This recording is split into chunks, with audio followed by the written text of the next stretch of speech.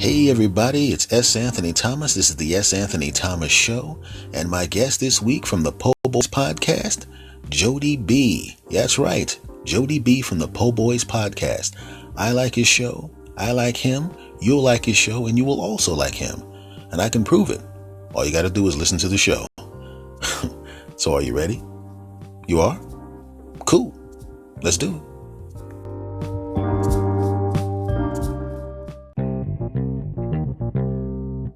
All right, everybody, listen. I told you I was going to start having guests on the show, and I'm going to start having the people I like the most on the show.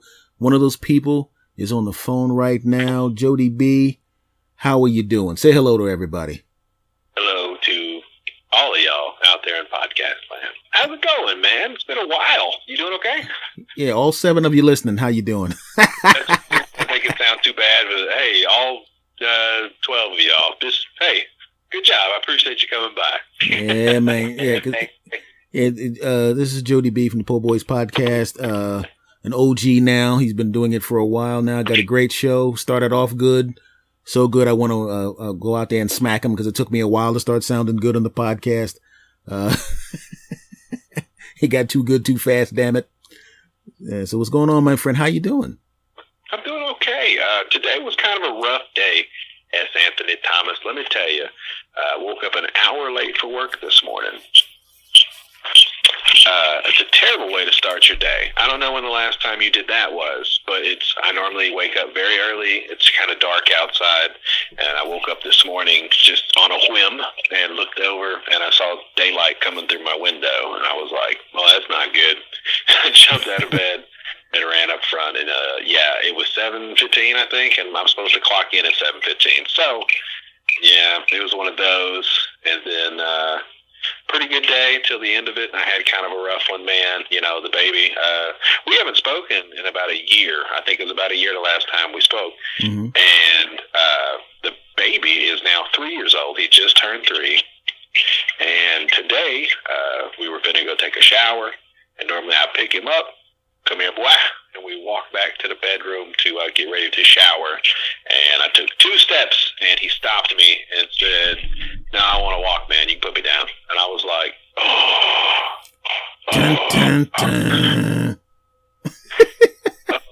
oh no. So yeah, it's been a bumpy one, man. But I'm here with you now, and we're gonna try to make a positive out of this crap that's come at me today. So hopefully we do a good job. How about that? Yeah, I was wondering about that because your day job is what? Tell the people. I deliver tires. I drive a box truck similar to like a U-Haul type truck, and every morning they fill it up with tires, and I drive around to car dealerships and tire shops and Walmart and places like that. Chances are, if you go to a store to get tires put on, they're brought to somebody like myself, takes them to those places. Yeah. I literally got 4 tires put on yesterday. Yeah? Yeah. And one of them was defective. Yeah, it cost you a lot of money, didn't it? They're expensive. I figured that out. People tell me, they say, "Hey, let me get a deal on some tires." And I go, "Dude, I work here, and my deal's not even that great. I get them for the same price that they get them for, and I got to have them put on. That costs another $20. So $20 a tire, mind you. And even working there hasn't really paid off yet. So we'll see what happens." No, it's really weird because I mean, here's the thing. You know, when you got up late, now when you deliver them, because I was at a Midas and the guy had to come up and pull up with my tires, and I made an appointment and all that kind of stuff. But if you're late, do you get a lot of crap from everybody when you do show up?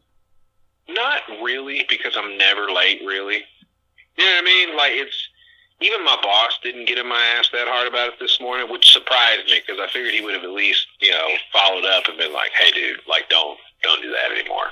But I don't know, man. Like, stuff happens. What do you want me to say? I rolled over. I'm glad I woke up when I did because one habit that I developed, I was a bug guy before I was a tire guy. Oh. And I used to make a lot of phone calls. So I got in the habit of at night, I would put my phone in the kitchen on silent. So it's a good thing I woke up when I did, because they could have called me 100 times and I would have not heard my phone ring. I would have just been snoozing, and it could have been a real problem. So, yeah, it worked out, man. The internal clock kicked in. You know, that was really interesting because we spoke on your podcast. We said this was a year ago, right? And I knew, and I knew you drove the truck, but you did not tell me that you were a bug guy first. Oh yeah, I've only had like 3 jobs. I worked in a pizzeria place for the first part of, like, let's see. So I got shot in November, and then in March of the following year, I started working at a pizza place, and I worked there till I was like 18. Then I started a bug guy, and I did that till I was 22, maybe, somewhere around there, 21, 22. And then I started delivering tires, and I'm 31 now. So I worked for 2 different companies delivering tires, and it's been interesting, man. Can we not gloss over the "I was shot" part? You said that the same way somebody would normally say, I had cake today, and and then I went to work. And what the hell was, because you told me, because I remember when I was going to do your podcast the first time, you showed me a video where, of course, your kid was dominating the video. Nobody cared about you in the video. Oh yeah. And you were telling me about what happened to you, but we need to rehash this because now you're on my show, baby, and we're going to get all the facts. Well, here's the deal.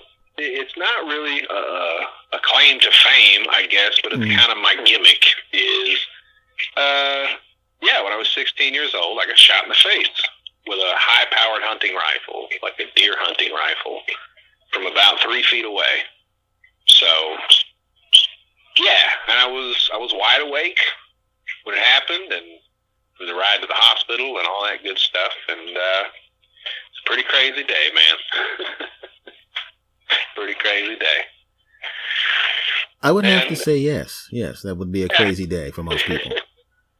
Look, long story short, I was at a shooting range with my cousin, and he laid his gun on the hood of his pickup truck. I got in the truck. I was smoking a cigarette. I got to throw that point in because I'm also missing my middle finger on my right hand.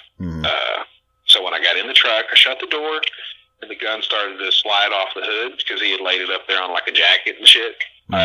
And so when I shut the door, it started to slide, and so naturally he was like, whoa, and he tried to grab it, and it was loaded. And, yeah, man, I was taking a drag off of a cigarette, had just kind of taken my hand away from my face, and from, the hood of a pickup truck to the front seat of a pickup truck, I took a weapon that's used to shoot several hundred yards away, right in the jaw, through my index and middle finger, or my index and ring finger, shot my middle finger off, into the front quadrant of my face, right around the jaw, just left of my chin. And, yeah, dude, through the L-shaped portion of my jawbone and out the back of my neck. You are, see, this is one of those things. I'm not like the most religious cat in the world, okay? But you got to know that you're supposed to be here. It's weird, man, because I tell you what that will do. It'll test your faith a little bit, sir. You learn some stuff about yourself when you have a gaping gunshot wound in your face. You learn how much you want to live. Because I'm assuming that is a ridiculous amount of rehab for that, man. So the initial, when it actually happened, I only spent a week in the hospital. So that was crazy. I think that was just will to want to get out of there. I don't know how you feel about hospitals. I'm not a fan of them to start with. And I spent, a solid week in a hospital under some crazy conditions. And we can get into that another time. I don't want to take up your whole show talking about my goofy self in the hospital getting all probed and prodded and stuff like that. But it happened when I was 16, and I got my final surgery the summer after I graduated high school. So about 2 years total. I've had facial reconstructive surgeries on my jaw. I have a 12-inch titanium plate in my face, 13 screws that hold it in place. Oh yeah, I did see that. I saw that X-ray. You had it. Yeah, you had that X-ray. So I saw that. Yeah. I got a plate in my right hand, and I've had my I guess it's carpals, metacarpals. I don't know what the technical term is, but it's the in between your knuckles. I had the middle segment taken out because, it was kind of a gap and it was going to be deformed and crooked and stuff. So I've got a plate that holds all that kind of together so that it at least looks like a hand. It's kind of cool. My right index finger is always kind of crooked, like you're going to pull a trigger. That's kind of what it looks like a trigger finger cooked back. So I can hold a beer can. I told the doctor, I was like, hey, as long as I can hold a beer can, I'll be cool. I was going to say, yeah, you're a 31-year-old guy. No 31-year-old guy has a hard time holding the beer can. Trust me. Figured out. I got two hands, I guess. At the end of the day, we'll get it handled. But, no, man, it's crazy. I had a really rough childhood and a lot of crazy stuff. And that was kind of the cherry on top of the crap sundae at the end of the day. And it's just kind of crazy, man, because that kind of got me back in a stronger relationship with my mom. It got me back, kind of on a path at least until some stuff that would come later that would be a little bit, knock me off the path a little bit. Well, the thing about it is that, you've already know just from the beginning that you can pretty much handle anything. You've already proven that to yourself. So pretty much anything that comes up after this is like, look, I've been through worse than this bullshit. No matter what comes up, you can pretty much handle it, right? It does. It gives me a weird complex, man. Like, because, I don't want to pretend like I'm some kind of badass or something like that. I'm just a regular dude who has survived through some crazy interactions with the world and things that it has to offer. Hey, let me tell you something, Jody. Let me interrupt you for a second. See, you and I, see, the thing about it is, when people talk about badass, everybody, I think there's a misconception about what badass is. You know what I mean? Like, most people think of badass as some guy that walks into a bar and can kick the crap out of everybody. Or, somebody who can jet lead the crap out of people. But somebody who can survive horrible things and then turn out to be a good dude, which you are. It's pretty fucking badass, dude. I have my moment. I hear you throwing words around, S. Anthony Thomas, and I appreciate your efforts. I'm not going to do it. I've been sitting here, and I'm being good. I purged before I got on, and I've been walking around, just slowly letting all my fucks out throughout the day, and I think it's about empty, so I'll save them. We got to make them count, man. Correcto. But we're sitting here babbling about stuff. First and foremost, I'm glad to see that you're finally doing, another show and having people on. I'm really kind of flattered. I've listened to the last few episodes, and it's kind of neat listening to a couple of old dogs sit around and talk about some stuff having to do with stand-up comedy. And, I'm really excited and looking forward to kind of what this is going to bring for you, because I'm sure that you started comedy the year before I was born, dude. I'm 31. Yeah, I'm 100. Been longer than I've been alive. So, yeah, I got jokes older than you, damn it. So I'm really curious, and I'm interested to see what this is going to bring. I listened to at least the last two with Steve Cooper and hang on, wait, Grover Wilcox. Is that the guy's name? Grover Silcox, yeah. Yeah. That's the guy that influenced young me the most. That guy, and that's why I wanted to have him on there. That's what this basically is. Is that when I like somebody and I find somebody interesting, I want to spend some time talking to them, because I wanted to find out. That's why I had you on, other than just wanting to have you on anyway. I wanted to find out about that, but also you're a podcaster too, and sometimes like, this is a weird thing that we're doing. Podcasting. It's a weird thing that we're doing. It's not, even though it sounds like there's a lot of people doing it, there's not a lot of people doing it very, very well. All right. A lot of people listening to it either. I try to tell people you know, what's going on. I don't say, hey, come check out my show. It's fucking great. I just say, hey, you know, if you want to listen to it. And a lot of people I know don't even know what podcasts are. Could care less, you know. Okay, I don't push it on nobody. But yeah, it's interesting to think that there's 500,000 shows, and I'm sure at least one person listens to all those. That's 500,000 people that listen to podcasts. And yeah, I don't know.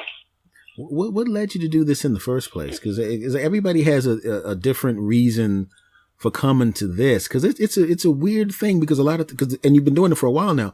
A lot of people that are doing this, when they start doing this, they do it a couple times. You know, it's kind of fun for a little while. It's a little bit of a hobby that they have, and they do it for a little while, and then they just get the hell out of there. You know. Yeah. But you jumped in. You started out good. And then you started to do interviews and have a nice flow with all the interviews. And I'm curious, man. I mean, what made you decide that, you know, because this it's a weird thing to do. It is podcasting. So what led you to this? I don't think it's as weird as you think it is. Mm-hmm. I'm not saying that in a bad way. It's having conversation. I enjoy talking to people. Like I said, I was a bug guy for 5 years. Listen, when you have a job like that, and I'm not talking out of my ass here, I'm just being honest. I'm a very emotional person, and I get emotionally invested with people if I see them for a long time. And over 4 or 5 years, man, I basically had 300 families. Mm-hmm. You know what I'm saying? Mm-hmm. And I tell you what, it's real crazy to sit here and think about that now. I experienced birth, death. You know what I'm saying? People going up in the world, people hitting the bottom, people's cars getting repossessed, divorce, kids getting killed. Mm-hmm. You know what I'm saying? Like, I was with those people for that, kinda.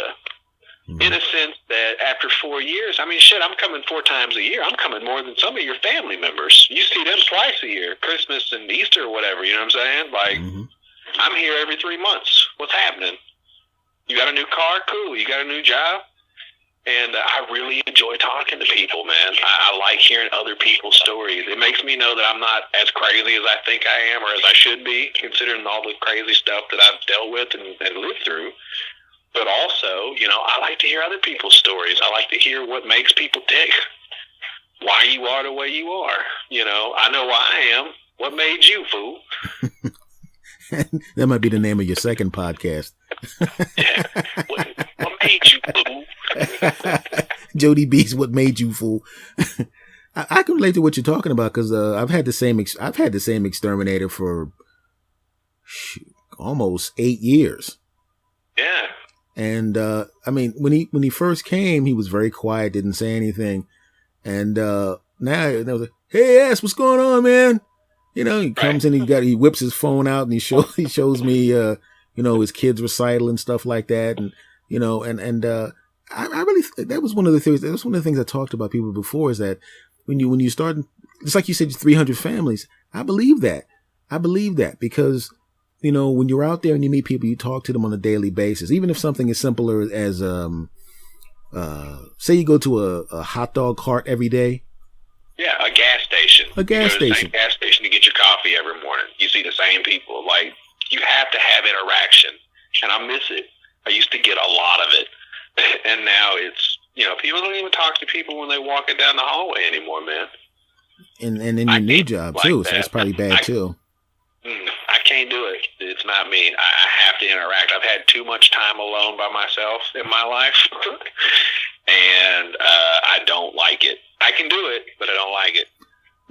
Do you get an opportunity? I mean, with the route that you have now, do you get an opportunity even to spend a couple of minutes with people when you come out, or do you just deliver and get the hell out of there?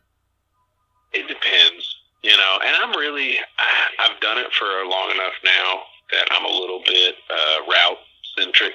Mm-hmm. You know what I mean? Like, because I don't want to be doing this. I want to go home. And the only way I can go home is to take that shit there, and then go back and get some more, and then take that shit there. That's how I get to go home. So really, that's my goal at the end of the day. And, you know, I talk to some of these folks.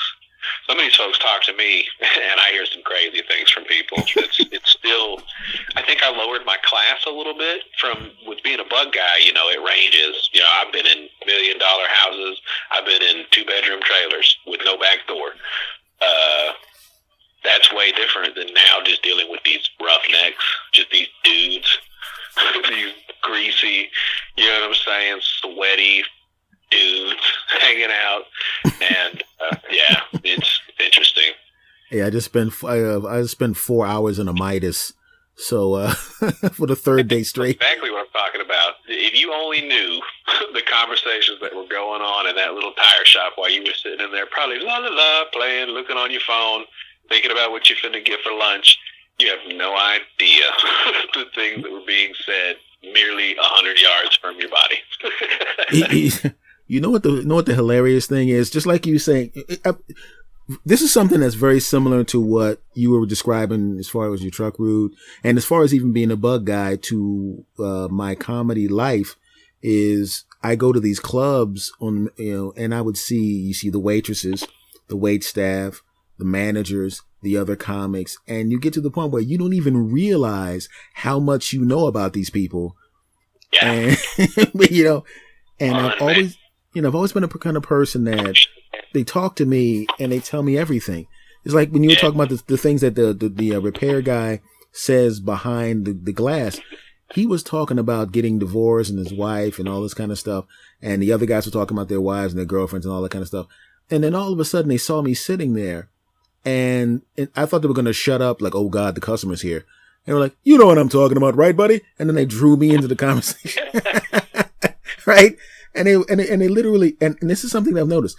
If I'm around people because I listen to folks, they literally start to tell me things that I have a feeling they normally wouldn't just tell people.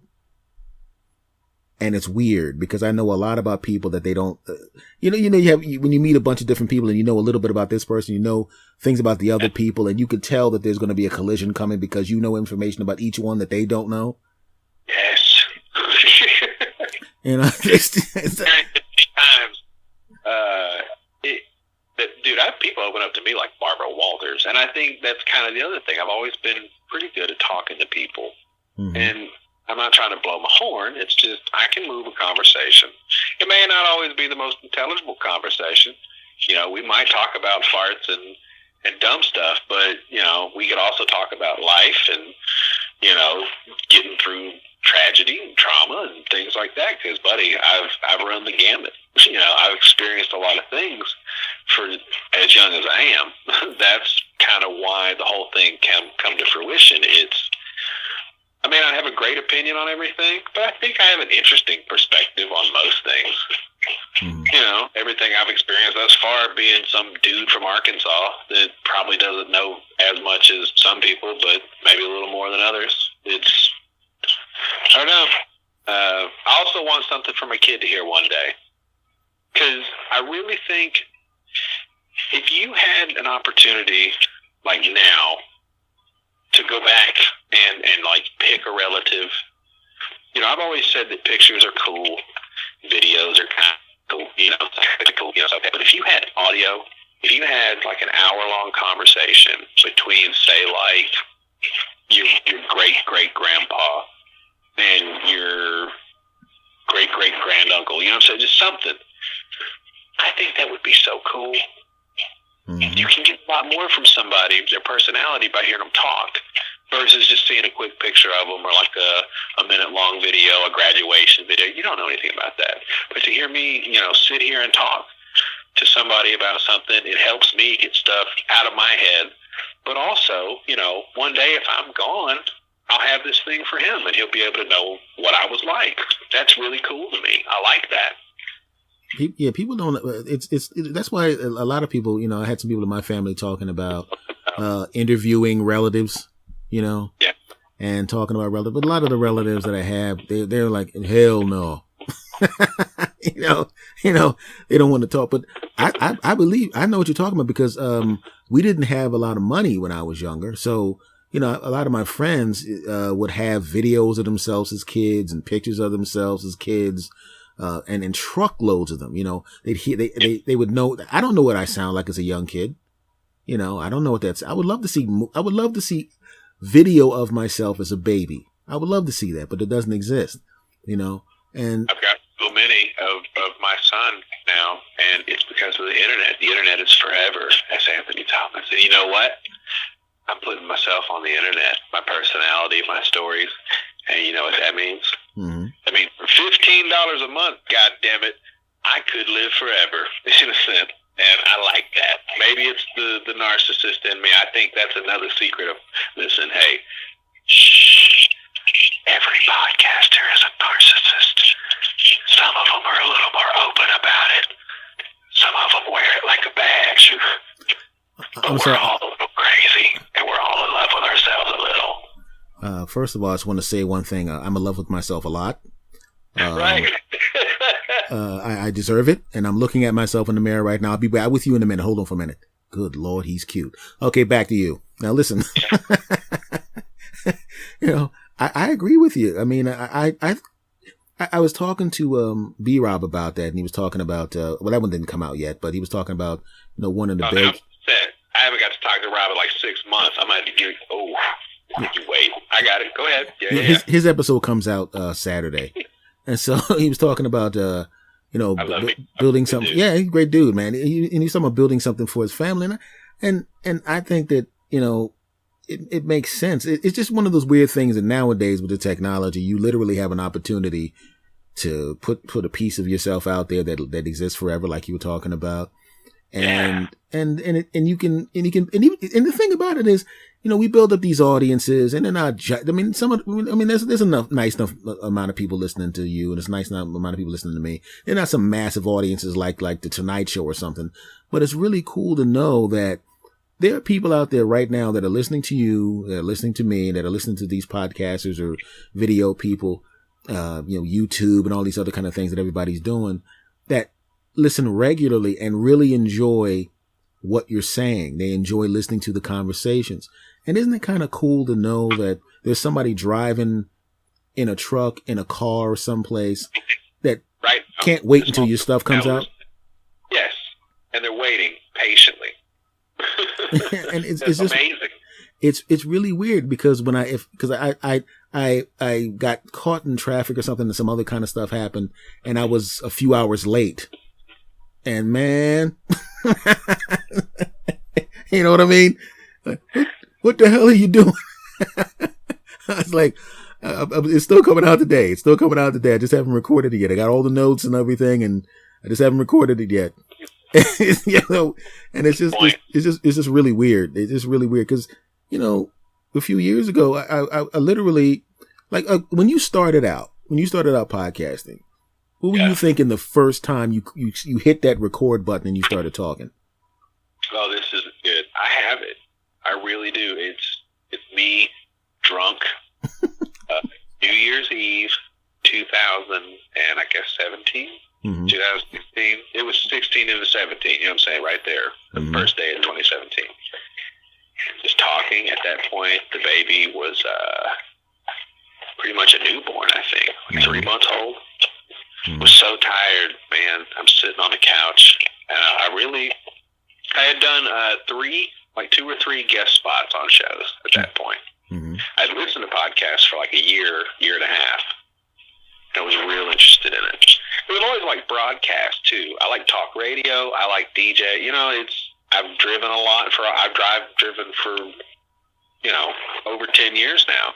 Mm-hmm. So, you know, I listen to a lot of radio and music, and I think that was really what started. I wanted to do like a radio show, you know, play songs and talk about it. And I was like, well, how long is that going to last? You know, nobody probably gives a shit what kind of music I listen to. That's not that cool. And then I thought, you know, I started listening to more podcasts, and I go, I can do this. Indie podcast. I listened to a few shows that now I've been on. Mm-hmm. You know, a lot of them aren't around anymore. Here's another secret: don't get attached to any podcast. They come and go. Y'all, anybody who's listening right now, you hear my voice. This could be 5 years later. Whatever. I don't know what's happening. I could be somewhere totally different by now. So that's interesting. You know, don't ever get attached, because some of them just Irish goodbye, man. Just 1 second, they're here and then just gone. That was the weird. That's the. We'll be back right after this short message. And now back to the show. That's a weird thing, because I didn't even realize how long I was doing my original podcast to this day until I started, and I look back and I went, 5 years. Yeah, man. Sweet, good Lord. I was like, I didn't realize, and it's just a weird thing. You said you started on. What were you doing physically? When I did my first recording, I was literally kneeling on the floor with my on my bedroom floor with the laptop on the bed and a microphone in my hand. Yeah. And and I just did an old stand-up routine. I just wanted to see what it was like to do it. And how times did you listen to it? Be honest. Truthfully, 3. Okay. And I'm only at 7 now after 5 years. I tend to record it, and the moment I record one, after it's done, I immediately start working on the next one. Oh man, I'm obsessed. Anything that I've recorded that I had a plan for or in my head, I kind of built it up and then I record it, and I'll listen to it over and over and over again. Not because I like to hear the sound of my voice or anything, but because I critique myself. Mm-hmm. I think, damn it, I could have done it this way, and then it's super critical, unfortunately. And that's one thing that through doing this, man, I went off on some folks. I didn't go off, but I kind of just pulled my soapbox out and blew the dust off that sumbitch and stood up there in the chat room, and I was just like, and all you other assholes that don't like to edit, I'll have you know. One of my friends won't edit at all. Listen, the guy was being funny, okay, and I was making a joke, and I said something along the lines of, he said, why would no need to edit, only suckers edit. And I've started really getting critical of myself and other people through other shows that make points. Shout out to Who Are These Podcasts? Ooh, he'll get your ass. But they talk about people's bad habits. It's like, hey man, you are trying to entertain people, so you should be at least trying to put out the best thing you can if you're going to be here for a while. Now, if you're going to be here for 10 episodes and bounce, all right, I don't really care. But when you're in the hundreds and you're eating on mic and smacking and talking over each other and, long, drawn-out pauses and typing and there's things that drive me a little crazy. I'm like, guys, I know we're not professionals, but we can act like it a little, work on that shit, man. We're being broadcasters. I used to literally go through the entire podcast second by second. Yeah. And take out uhs, ums, and things like that. I don't get that crazy. I definitely cut out stuttering. And if it's an isolated, or like, or, you know what I'm saying, know what I mean, shit like that, I will cut it sometimes. But I leave them in too. I don't want to make myself look like the hero. That's like rule number 1 in comedy, right? You can't be the hero. I don't want to be the fucking idiot though either. So I try to be the guy at the bar in the movie that says some cool stuff to the main guy, and then you just never see him again. That's my spot. I'll be completely honest with you. That was former me that went through the entire podcast like that and cut all those things out. I did that maybe 20 times, 25 times in a row, and realized how absolutely annoying it is. And the only problem was I didn't like the fact that it sounded too clipped. Too sharp, yeah. I've had a couple. That guy really made me self-conscious, and it's funny because I went on a bender, right? I heard about this show. Do you know about Who Are These Podcasts? Have you ever listened to the program? Do you like podcasts? I've never heard it. Okay. It's a show. Basically, it's a roast show. and the guy talks about podcasts. Fair enough. Mm-hmm. He's done indie shows. He's done big shows. It's just what he does. Sometimes he gets a little mean, but at the end of the day, it's a show, right? It's funny because a lot of people hate him. A lot. I think he has 300 plus one-star reviews. He's had to pull one episode because one of the podcasts that he spoke of got so pissed about some stuff that was said that he got threatening letters to his job, and it was a whole thing. So, Eesh. Jesus, what? I'd even say the episode kind of vanished. You know what I'm saying? Weird. Yeah.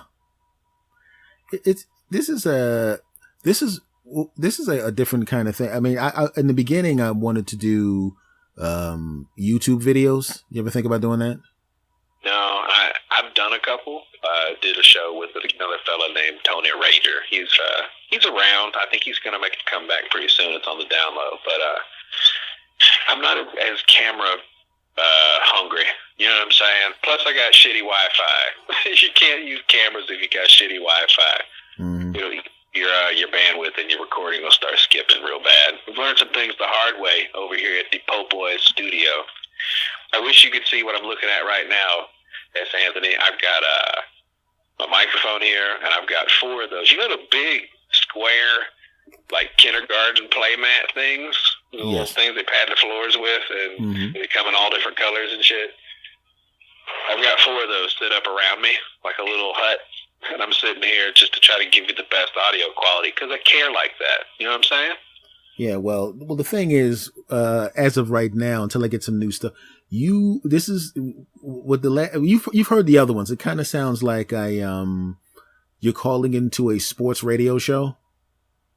The R's and the S's are a little harsh on the ears, and that's why I wanted to use my mic. And I really hope that it's not as bad, because I powered through both of those episodes, sir, because I was so intrigued with the conversation that I literally let it ring my friggin' ears a couple times while I was driving around today. So you're welcome.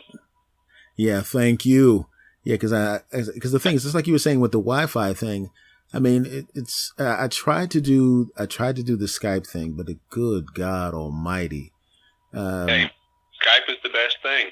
I hate to say it, and they know it. They're like the Comcast of video communications, man. They know they got the best thing, technically, or the most reliable thing, and they're dicks about it.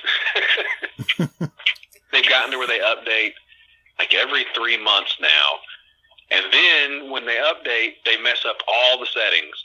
So then you got to go back in and fix everything. And it really sucks. Like if you get, say, an interview or somebody that you really, hey, cool, I'm excited. You do a Skype update, and you have to do a test run. Like I've called other people to do like a 5-minute test run just to make sure everything was back to normal, because they will literally default your settings. It's ridiculous. Yeah. But what are you going to do? It's the only game in town that's worth anything. The rest of them are just not as good. They're not as compatible, I think, is the other problem. Like, they just don't work as well. So. I know. I mean, I just want to, it's really weird. It's like, because I usually when I'm trying to catch people at this weird times, I tried to do the Skype thing, and it just, I don't know, maybe it might have been my internet at the time. Because it just it turned into that. Mm-hmm. And I said, just to be on the safe side, I'm going to use the phone for now until I can get some of the stuff that I want to get to make sure that it sounds like we're on Skype right now. So maybe you just need to go the route of getting you some, like, of the pay Skype, where you give them like $15 or so. Dude, it's super cheap. If you give them like $10, that'll last you a month. I swear. Like, it's not crazy. So maybe do that, because then you get the hotline number. That's what we're doing right now. You call the Skype hotline, and I'm using my computer with my setup with a microphone and a mixer so that I can give you the best thing we got All brought to you by Skype. Yeah, I got to get a mixer. I think I'm gonna. You gotta get one, man. I figured that one out the hard way. Yeah, I think Amazon's going to be getting some money real soon. Dude, I tell you what, this one that I've got, I am computer stupid. You hear me? I'm being as honest as I can right now. I'm computer stupid. I figured this out relatively quickly. I had to get a couple extra wires, and it works. The only issue I'm having right now is it's only one microphone. So I should have spent the extra, I guess, $20 or $30 and probably got the one that had two microphones. Okay, so essentially you have your board plugged into your computer and you're using the 3.5 millimeter cord to the recorder. It's very similar, but that's the thing is the way mine's hooked up, I get a lot more, options. I can add in music real easily. I got a wire that runs there, and I can plug it into my cell phone, and then I can play, Amazon Music, YouTube. I can play comedy bits, movies, whatever I want, and it just goes to the cell phone into the mixer, man. You got to get a mixer. Yeah. Step your game up. Yeah, because the thing is, when I started, I didn't expect as many people to say yes to interviews as they did. Oh yeah, love talking. You just got to go after them. Listen. I listened to the I think it was Steve Cooper, because I listened to that 1 second, and he said something that made me laugh, because he's done 700 interviews? Is that what he said? 700 hours, something crazy. Yeah, he's done 700 interviews. Yeah, 703 or 4 now. Yeah. Okay, so he said the thrill of the hunt, like getting a guest. Let me tell you something. I said this on my last episode. It's kind of like sex. It's kind of like what podcasting is like, man. But you take out the penetration. I'm saying, like, you find somebody or something that you're interested in, and it's fun to sit here being just a dude in an office in the middle of Arkansas and go, I wonder if I could talk to this guy, this person, this band, this whatever. There's a way, either you hit them up on Twitter, you call their manager. When you start talking to people that, like, you grew up watching on TV and shit like that, it will blow you away. Like, it's amazing. And I don't know why more people don't try to do it. Like, it's such a thrill that it's comparable to, like, finding a chick, trying to work your angle, you know what I'm saying, and get in there.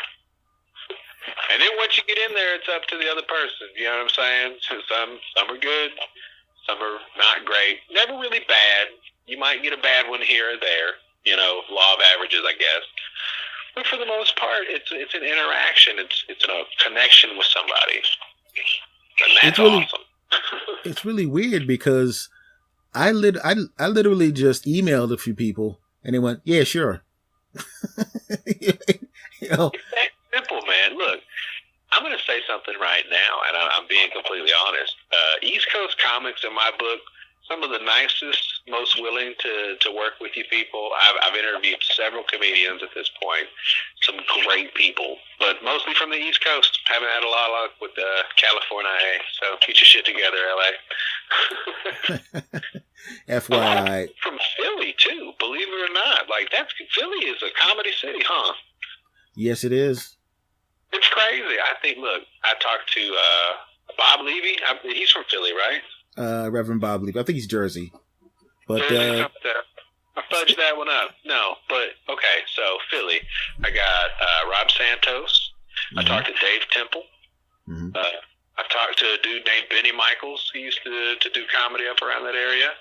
Mm-hmm. Big J. Oakston, Kevin Hart. You know what I'm saying? There's a lot of people. It seems like a hotbed. So. What's that like, man? Is it still as crazy as it used to be? I know that you recently decided you were going to start trying to get in there again, man. I'm really curious. How's that going?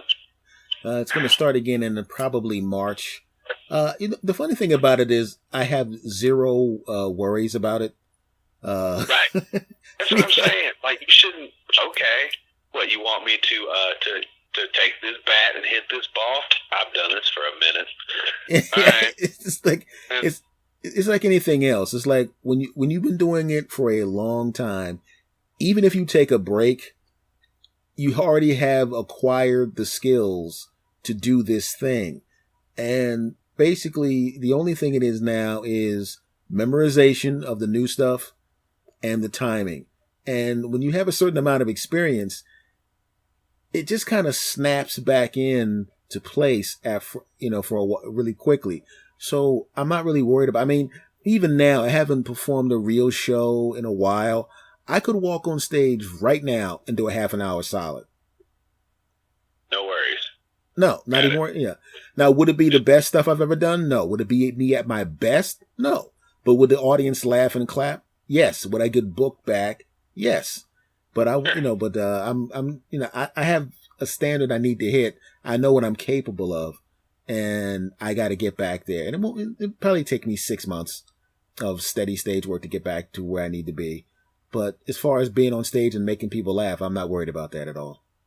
I'm excited. You need to bring your ass down here. Come hit my loony bin up, S. Anthony Thomas. You got to understand, when I come back,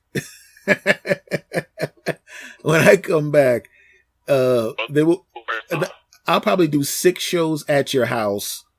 That's fine. Look, I got a couch. I had my mother stay here just last week. I got a queen-size bed I can pick up from my mother-in-law's house. I'll bring it over here. You can hang out, man. I'll make you quesadilla. You know what I'm saying? Wait a minute. Don't start that now. Hold on. Oh, dude, it's all good. Listen, but I was going to say this. I thought it was funny, you talking, you being an old head and all, talking with your friends, and they kept calling you Steven. Mm-hmm. That's pretty good. I think at one point you got onto them. So what do you prefer? Because I call you S. Anthony Thomas. Maybe it sounds a little obnoxious, but I like to get it all out. I make you a nickname if you want that. It's funny. I'm curious. Like, okay, everybody that knew me, well, the guys that I talked to, 2 of them knew me. I started doing comedy at 17 years old. Right. 2 of them knew me since then. So they still call me Steve. Everybody else, and I mean, except, my relatives, everybody else calls me S. Anthony. S. Anthony. They just call you S, right? I didn't know half of them do that. Yeah. Yeah. No, but if it was an apostrophe instead of a period, I think it wouldn't mess people up as much because they just call you S. Anthony. That'd be pretty good, right? Yeah, I'm the little ones call me that, like the babies. Yeah, but as far as that, it's just a weird thing because I didn't even intend to have that as a name. I just wanted to use my name, Steve Thomas, but I couldn't find. Somebody had SteveThomas.com already. Terrible. Yeah, we got to step it up, man. We got to give you a makeover. What can we do? S. We could call you so S. Anthony. What about Santy? That's not bad, right? You could be Santy. Well, the only problem with that is the Christmas people might sue me. Okay. We don't. Okay. So we can't. Would Black Santy be rude? Is that bad? I don't like that. That sounds too harsh. You're a loving man. You're so silky. What about Chocolate Santy? Yeah, I like that. Well, if on the playbill, Chocolate Santy. Well, if the comedy and podcasting thing falls through, I might have to do that. By then, I'll be back in shape, and I'll be Chocolate Santy at the strip clubs for the babes. I like it. It sounds like money. Ladies, like money in there. Ladies, coming to the stage. Get yourself ready. Get your socks ready. Ladies and gentlemen, Chocolate Santy. Put your cheeks together for Chocolate Santy. That is bringing up bad memories, man. I love it. Hashtag Chocolate Santy, everybody. Yeah, sounds like a cookie. That is bringing up bad memories of the days when I actually did comedy at strip clubs. Oh, beautiful. What was it? It was lady strip clubs, though, right? Yeah. And dude, but listen, I got nothing wrong with gay people. As a matter of fact, I would probably be better in a gay strip club telling jokes. Well, the thing is, I mean, yeah, that'd be a lot easier to concentrate. I'd be like, yeah, man. So anyway, I've done. What do you do? I've done some gay clubs. Yeah, that was pretty cool in San Francisco. Yeah, it was pretty. It's funny. It's funny how when you see people get weird around gay people, and I always thought that was weird. I'm like, what difference does it make? You know what I mean? It's like, I'm from Arkansas. You know what I'm saying? This has been a rough ride with some of the folks that I've run into. Listen, I had a landlord one time. I'm not going to give his name out. I don't want anything bad to happen to him. I think, bless his heart, when he was a boy, he either got kicked by a bull or something. I don't know what his problem is. Mm-hmm. But this son of a bitch, I went over to pay my rent, right? So I'm sitting there. This is a man who, a year prior, I went to his house, had a beer, and he had a karaoke system at his house. Like, not like a bullshit little two-micer, like a traveling karaoke setup. And he was like, you want to do karaoke? And I was like, okay. I drank a beer and I sang a song and I was like, cool. And this is a year later. We're sitting here and I sit down. I never talk to this guy. I just give him a check, right? Mm-hmm. Come on in here, sit down, man. I was all right. So I sit down and he just sits there and he starts kind of tapping his finger on his desk, looking at me in his chair, and he just goes, how you doing, man? And I was like, I'm okay.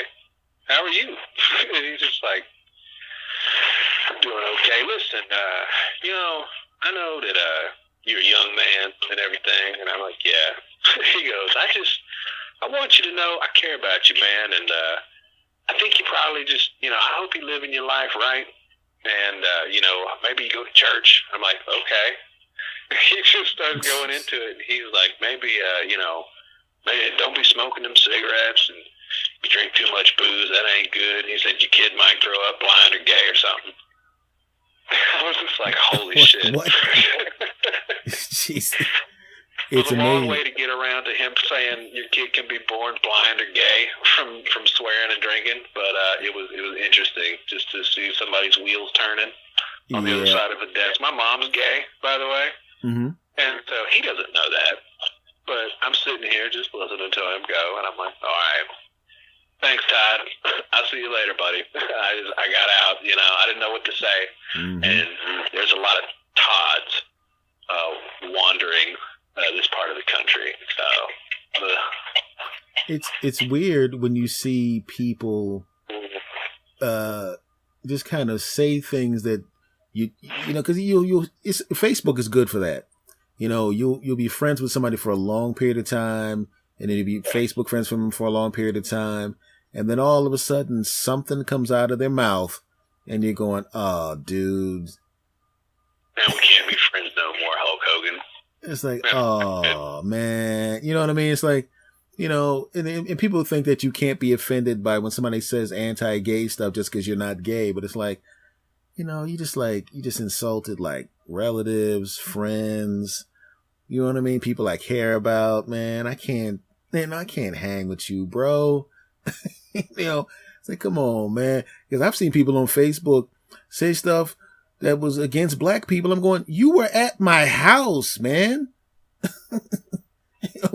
You tried to hook me up with your sister. What the hell is, where is this coming from?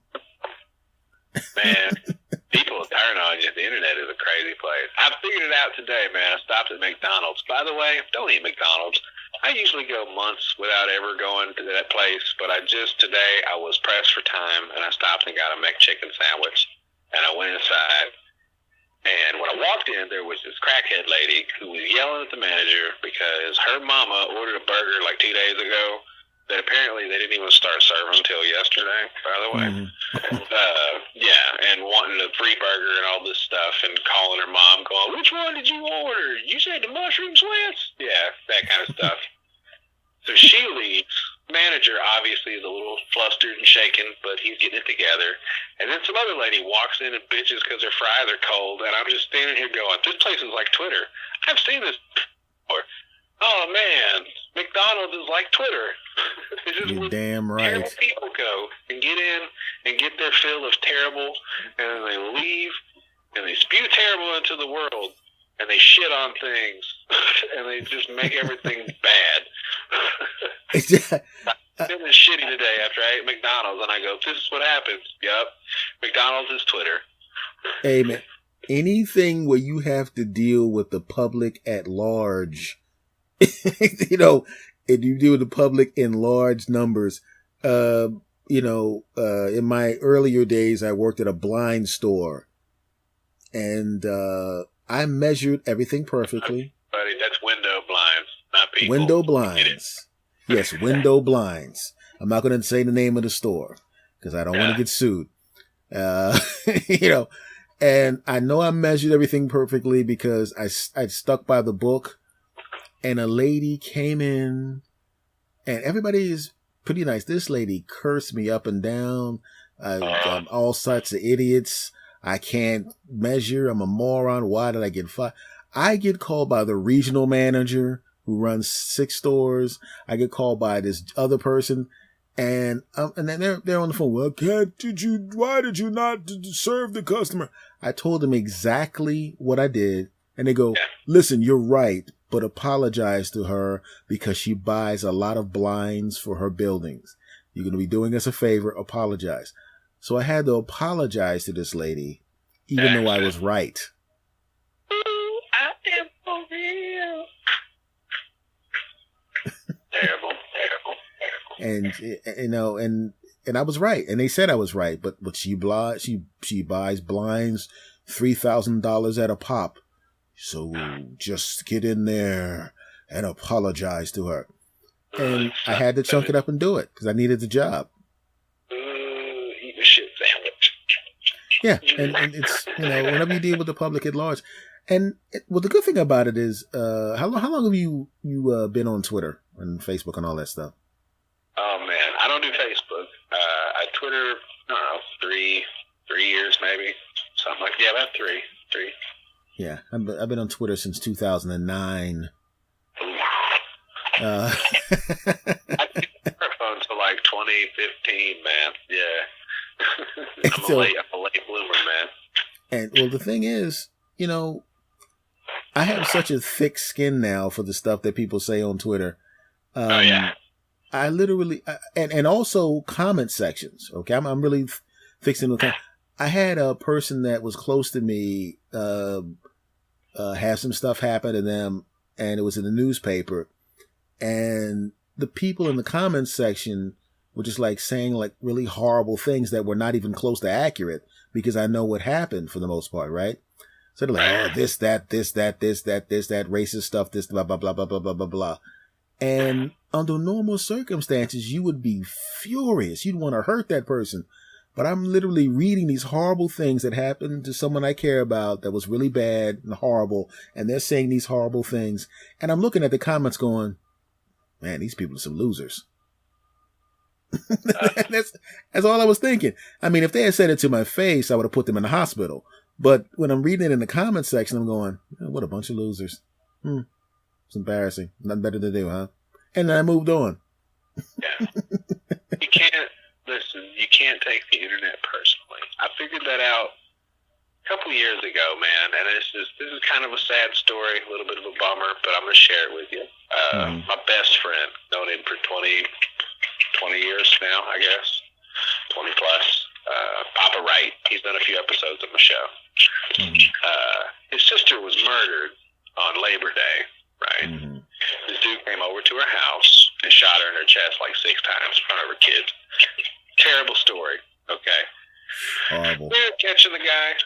It's irrelevant, but I have to tell you that part to get to this part. So my buddy is really distraught. He's having a rough couple days because basically he had a scandalous daddy who went around throwing dick at like every chick in town. But he had basically, I don't know, 13 brothers and sisters that he didn't meet until he was 34 years old.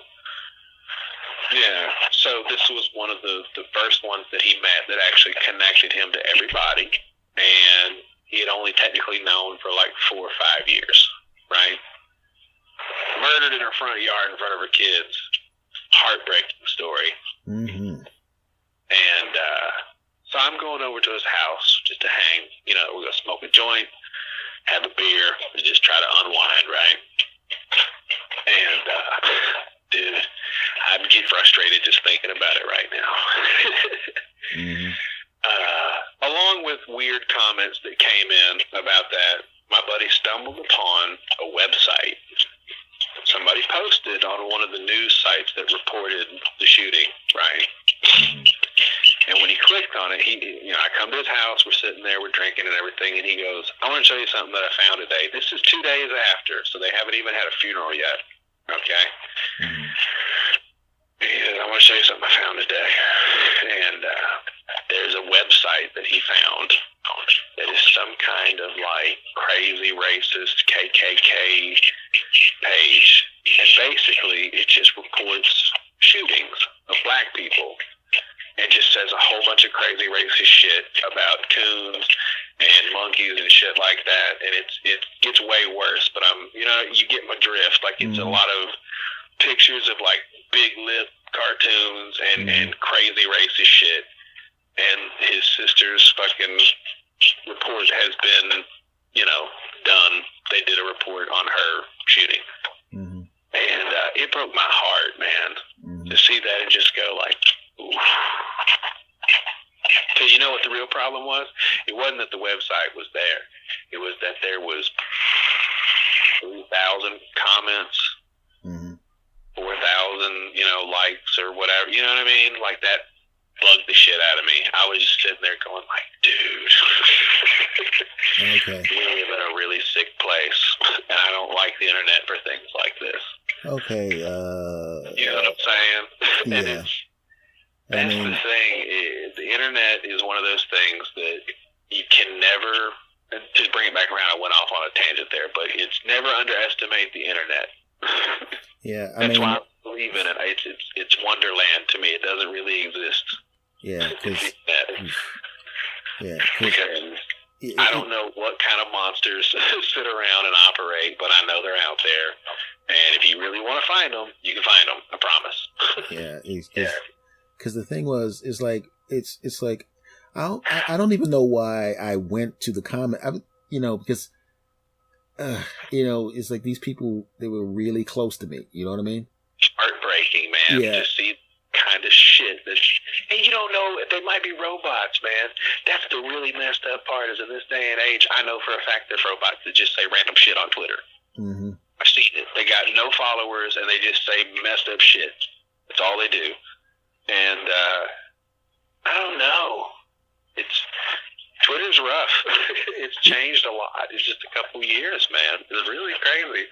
Yeah, but the thing about it is there's somebody who has the technical know-how to create these bots, and instead of having them do something constructive, they go, I have the ability to create random accounts that have artificial intelligence.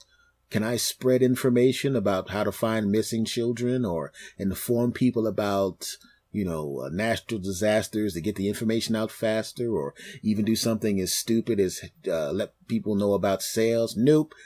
I'm going to say really horrible stuff about people for no particular reason. So there has to be a person behind that made that in the first place, and that's what they chose to do with their abilities. That's the thing that, like what you were saying before, when someone shoots somebody a bunch of times, what the hell? There's nothing that a person can do for the most part that would make you even have the ability to do that to somebody. I mean, that's when I found out, I found out that I would never hit a woman. I haven't even come close. It never came to my mind to do it, and it'll never happen. And I knew that when a girlfriend did something so horrible to me that I reached a level of anger that I felt that anger before, and every other time I was that angry, the dude that made me that angry, I punched him in his face. You can say shit got wrecked. That's what happened, right? I whooped the dude's ass. Yeah, it only happened like 3 or 4 times in my life, and each of those 3 or 4 times, that dude got his ass whooped. I tell you what, when Chocolate Santy Hulk shows up to the party, shit gets wrecked. You know what I'm saying? When Coco Superman shows up. Right? And so, but the girl got me that angry, and I just went, this is ridiculous. I'm leaving. It never occurred to me to be violent, right?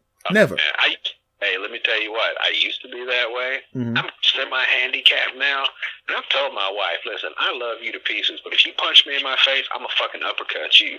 Mm-hmm. Right? Like, I'm just telling you right now, I will never hit you first. But you can punch my chest. You can stab me if you want to, but if you punch me in my face or my head, I'm gonna fucking uppercut you. That's what's gonna happen. I've had a couple of them hit me, and I was like, you know what? We'll try, and they hit me in the shoulders and stuff like that. But I'm telling you, I looked her right in her face because she says, you know how chicks are. They like to say shit sometimes on the couch. You got to get to playing around. Like, you ever do something like that, I'll chop your dick off. And it goes from there. So you kind of just get to playing with them. Like, what if I did? What if I banged your sister? Then what would you do? It's funny. And she'll say something like this, that, and the other. Oh, I'll get this thing, or I'll go upside your head. And I'm just like, that's cool. I said, I'll uppercut you so hard your damn shoulders will clap together. I promise. Better not be in my damn face. Listen, I got a $750,000 face. Don't hit it. All right? Because I tell you, it's just a weird thing. It's really weird, the conversations you wind up having with your lady in these weird, the whole, which one of my friends would you get it on with? And she goes, don't you want to know which one of my friends, of your friends, I'd get it on with? I said, the dead ones. Yeah. Because I would, the second that happened, I would literally drive to the house. Yeah, I know you got it on, but just come outside and get this ass whooping. Because you know what's coming. So it's like, don't you make him up the steps. It's going to be a double ass whooping. Just come on down, get this ass whooping, and let me go about my business. Because I can't hit her, but I can bust your asses. Come on down, get this ass whooping, and let me go about my business.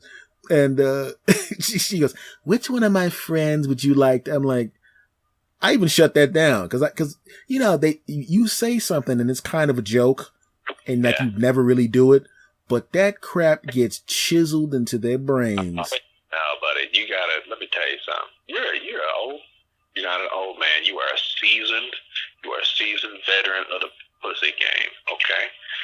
You know what you can get away with sometimes. Yes, I do. Right? And sometimes, you just got to go for it, man. You got to double down on crazy. She says, which one of my friends do you want to have sex with? You go, all of them. And your mom right in front of you. How about that? You see, that's the difference. You see, you're 31. My wife and I, we've been married for 5 years. We've been together almost 10. We've been through some stuff. Yeah, but you're all. I'll look right in her face and say shit like that every night while I'm rubbing her feet. Yeah, it's once you've been together for like 9,000 years, you understand each other so damn well that you just know what to say, what not to say, when to say it. You get it. Yeah. Because you've been with her for so long period of time. Heaven forbid you weren't together with somebody else and you had to start again at 30. Ooh, because you now have to learn the new Rosetta Stone for whoever the next lady is. No. I think at this point I would have to focus and really stick to people my own age. I think that's really the key. You got to stick to your age range because we know the rules. We know our rules. There's different rules. You're damn right. Yeah. Well, at 50, what I've learned and what I noticed between 50-year-old me and 30-year-old me and 20-year-old me is the older you get, the further in the head you can think automatically. It's like you think of 15 to 30 consequences, and you know the consequences immediately a year in the future, 5 years in the future. When you're younger, you don't think that far ahead. And even if you do, you have to sit back and go, if I do this, this may happen. But if this happens, at 50, it's like, boop, all of it pops in at the same, in your head at the same time. Exactly. So you avoid mistakes so early in the game that those problems don't even show up. You don't think it ever stops you from doing stuff? Or do you just go for whatever you want now? Have you reached a point where you're just like, I don't even give a shit anymore, whatever? Yeah, that's pretty much it. Yeah. Oh, I want to get there so bad. I think I'm close. I've had a near-death experience and a really shitty childhood. Mm-hmm. I've been poor my whole life. Mm-hmm. And now we're doing okay. But then you hear stuff on the radio and they say, like, the average, two-person income is this much money. I go, damn. I didn't realize I was lower middle class. Okay. Yeah. I thought there was two of us. We were doing okay. I'm not being bougie about it. You know what I'm saying? I wear Crocs and boots. That's it. I'm a simple dude.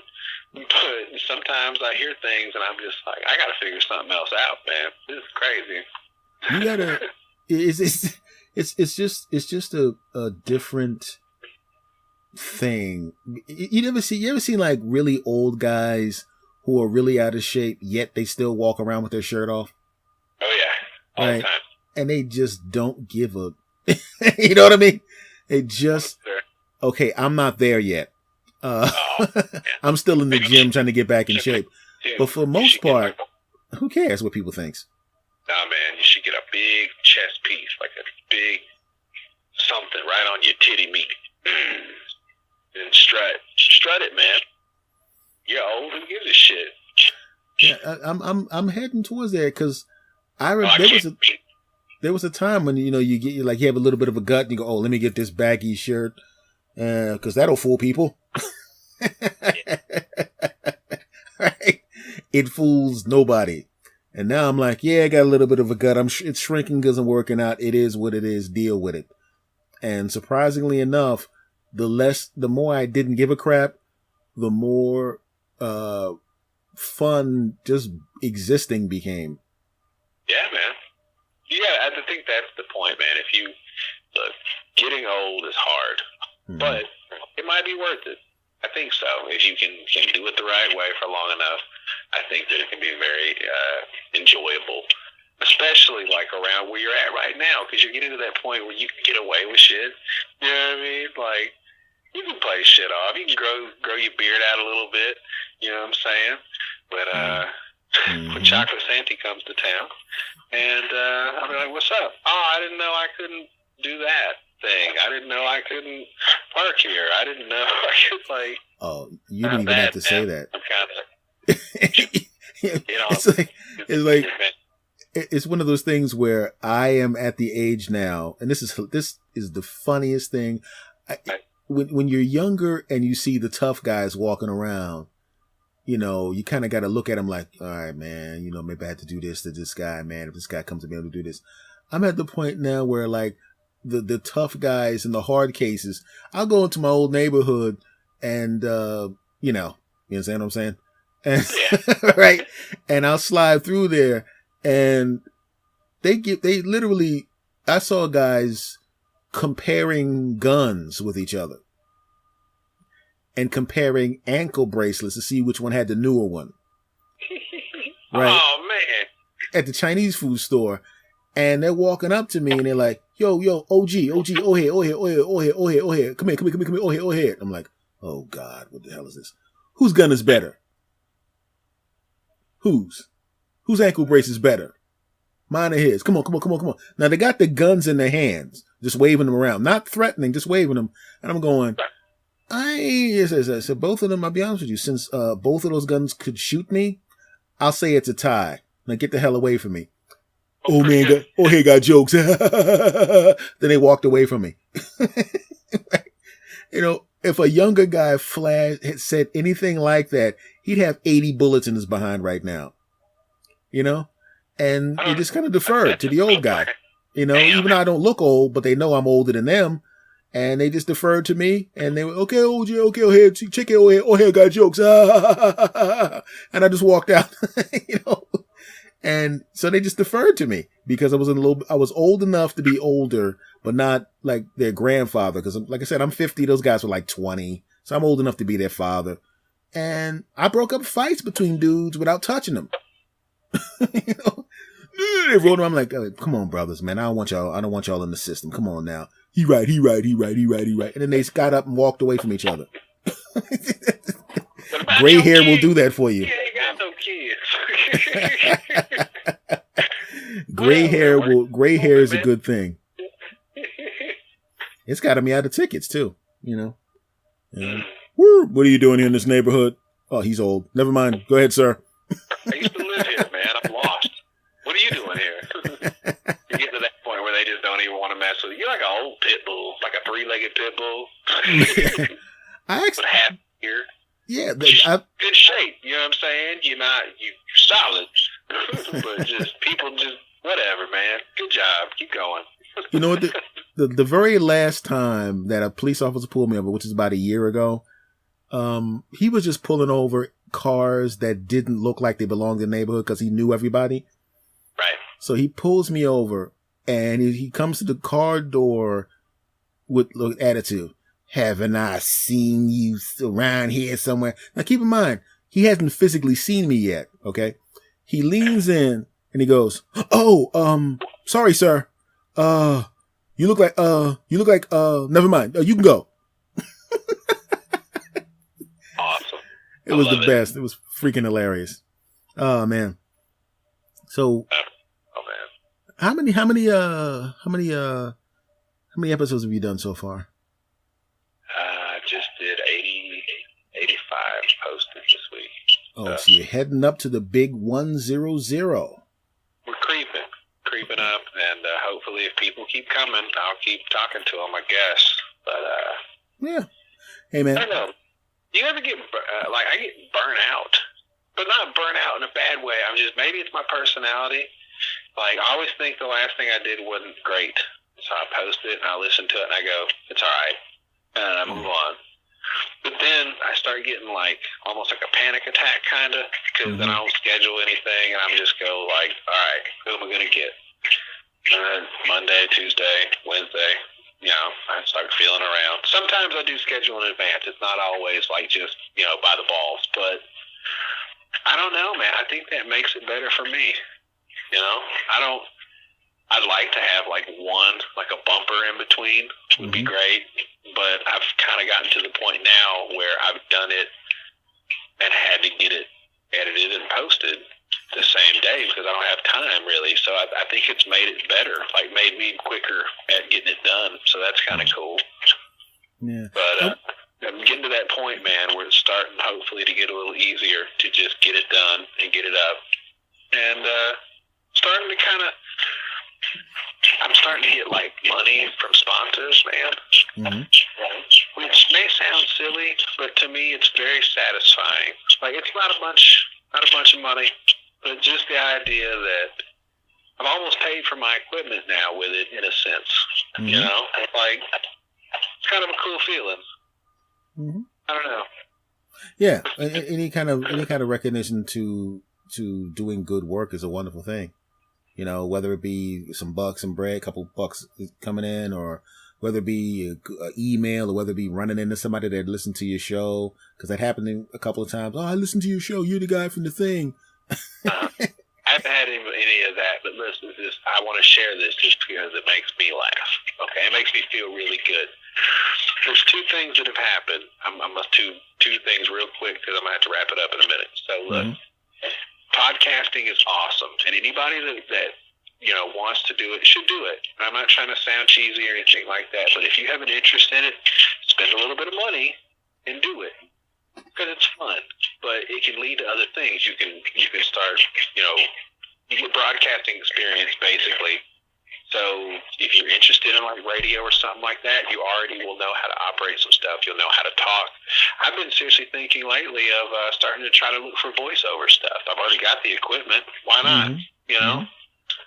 There's got to be something around there. But the point is, it's fun because it might lead you somewhere else, and you never know what could happen. You know, my buddy Randall from the Married as Fuck podcast, check him out at Married AF on Twitter. They got an email from somebody the other day that said that because they listened to an episode that they do with this therapist they have on once a month. Her name is Rachel Miller. She's awesome. I had her on my show too. She's a family and sex counselor therapist lady who's working on like a super PhD.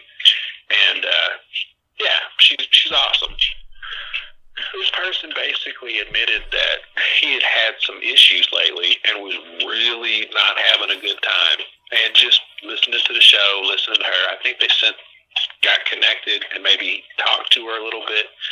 She might have legit talked somebody off a ledge, dude. Mm-hmm.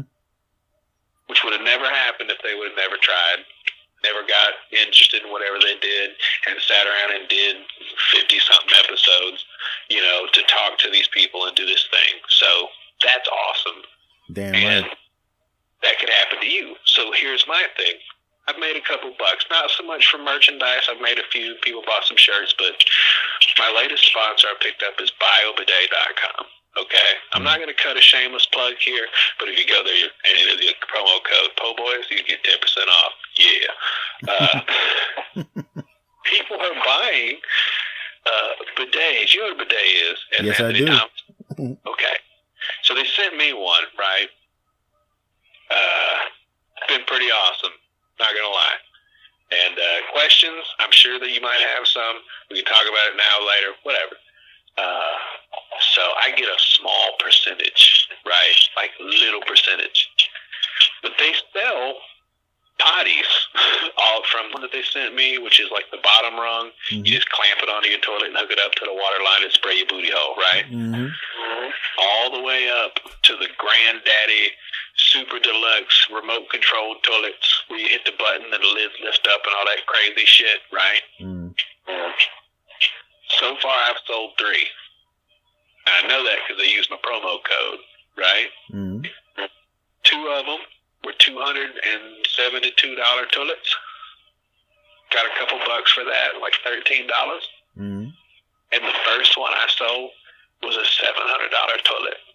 Woo. Now that's one clean ass.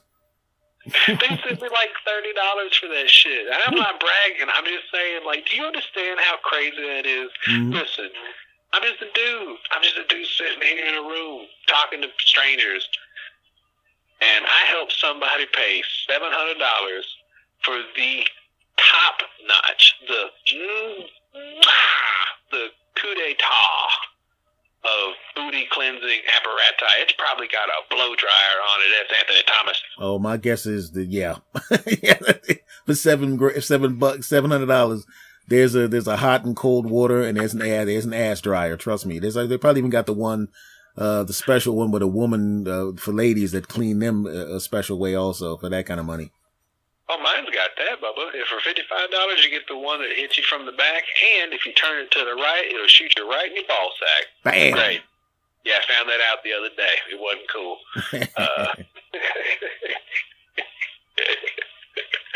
Oh, Lord Jesus.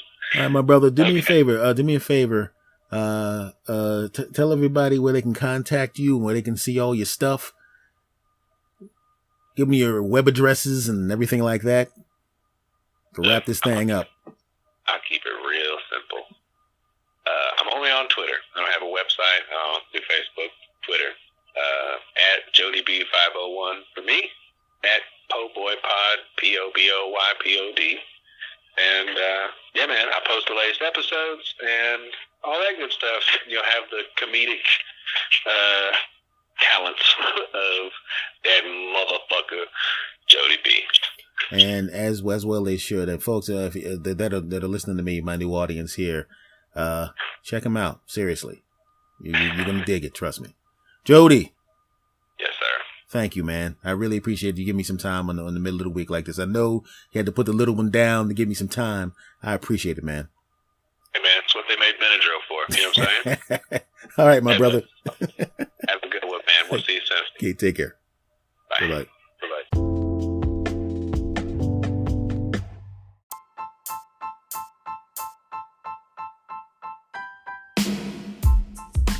All right, folks, that has been this episode of the S. Anthony Thomas Show. I want to thank Jodie B for being on the program.